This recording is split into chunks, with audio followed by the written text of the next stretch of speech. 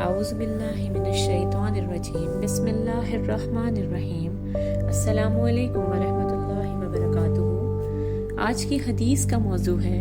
احکامات ظاہر پر لگتے ہیں، یعنی ایسی چیز پر احکامات لگتے ہیں جو دکھائی دے، جس کے بارے میں 100% شیورٹی کے ساتھ معلوم ہو۔ یہ حدیث روایت ہے مشکوہ سے۔ حضرت اسامہ بن زید رضی اللہ تعالی عنہ فرماتے ہیں کہ ایک مرتبہ رسول اللہ صلی اللہ علیہ وآلہ وسلم نے ہمیں قبیلہ جہینہ کی طرف بھیجا، چنانچہ میں ایک شخص پر جھپٹا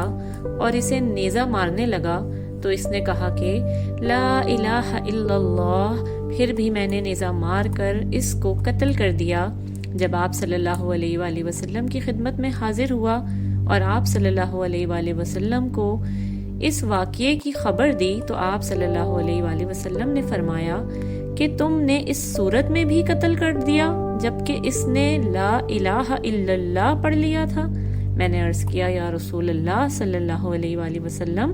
اس نے جان بچانے کے لیے کلمہ پڑھا تھا۔ آپ صلی اللہ علیہ وآلہ وسلم نے فرمایا کہ تم نے اس کا دل چیر کر کیوں نہ دیکھ لیا۔ حدیث کا موضوع یہ ہے کہ آپ صلی اللہ علیہ وآلہ وسلم نے جب ان صحابہ کی بات سنی کہ انہوں نے ایک شخص کو کلمہ پڑھنے کے باوجود قتل کر دیا تو آپ صلی اللہ علیہ وآلہ وسلم نے اس چیز کو ناپسند کیا کہ کوئی کسی کے دل کا حال کیسے جان سکتا ہے، اور آپ صلی اللہ علیہ وآلہ وسلم نے کہا کہ تم یہ کیسے کہہ سکتے ہو کہ اس نے جان بچانے کے لیے ہی کلمہ پڑھ لیا، حتیٰ کہ تم اس کا دل ہی چیر لیتے اور نکال کر دیکھ لیتے کہ وہ سچ کہہ رہا ہے یا نہیں۔